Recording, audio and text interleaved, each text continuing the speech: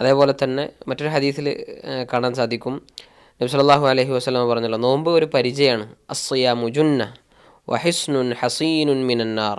തീർച്ചയായും നോമ്പിനെ പറ്റി പറഞ്ഞ ഹദീസുകളിൽ ഏറ്റവും പ്രധാനപ്പെട്ട ഒന്നാണ് നോമ്പ് ഒരു പരിചയമാണ്.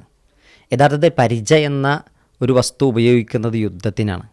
ഇപ്പോൾ യുദ്ധത്തിലേക്ക് ഇറങ്ങുമ്പോൾ ഒരു ശത്രുവിൻ്റെ ഭാഗത്ത് നിന്ന് ഏൽക്കാൻ കഴിയുന്ന അല്ലെങ്കിൽ ഏൽക്കേണ്ടി വരുന്ന എല്ലാ ആക്രമണങ്ങളെയും അല്ലെങ്കിൽ അപകടങ്ങളെയൊക്കെ, അതെ അതെ അങ്ങനെ തന്നെ പ്രയോഗമുണ്ട് ഹദീസിൽ, അങ്ങനെ തന്നെ പ്രയോഗമുണ്ട്.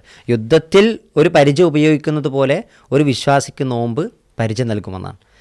അപ്പോൾ ജീവിതത്തിൽ പല അപകടങ്ങളും നമ്മുടെ നേരെ വരുമ്പോൾ ചിലപ്പോൾ ഒരാൾ നമ്മളെ വഴക്കിടാൻ വന്നാൽ അതിൽ നിന്ന് നമുക്ക് പരിചയമാണ് നോമ്പ്. അതുകൊണ്ടാണ് പ്രവാചകൻ സല്ലല്ലാഹു അലൈഹി വസല്ലം പറഞ്ഞത്, നിൻ്റെ അടുക്കലേക്ക് ഒരാൾ, ഒരു ജാഹിലായ ഒരാൾ നിന്നെ വഴക്ക് പറയാനോ നിന്നെ ഉപദ്രവിക്കാനൊക്കെ വന്നാൽ ഇന്നി സ്വായിമുൻ, ഞാൻ നോമ്പുകാരനാണ് എന്ന് പറഞ്ഞ് അതിൽ നിന്ന് ഒഴിവാകണമെന്നാണ്. അപ്പോൾ അവിടെയും നോമ്പൊരു പരിചയമാണ്. പിന്നെ നമ്മുടെ മുന്നിലൂടെ ഒരു തിന്മ എത്തുകയാണെങ്കിൽ ആ തിന്മ നമ്മളിലേക്ക് എത്താതിരിക്കാൻ, തിന്മയിലേക്ക് നമ്മൾ എത്താതിരിക്കാൻ എന്നതുപോലെ തന്നെ തിന്മ നമ്മളിലേക്ക് എത്താതിരിക്കാനും നോമ്പൊരു പരിചയമാണ്. അതേപോലെ തന്നെ ചില റിവായത്തുകളിൽ കാണാൻ സാധിക്കും, റമദാൻ ഷഹ്റുസ് സബ്ർ, ക്ഷമയുടെ മാസമാണ്. ക്ഷമയുടെ മാസം നോമ്പായതുകൊണ്ടാണ്. നോമ്പൊരു മനുഷ്യനെ ക്ഷമ പഠിപ്പിക്കുന്നുണ്ട്.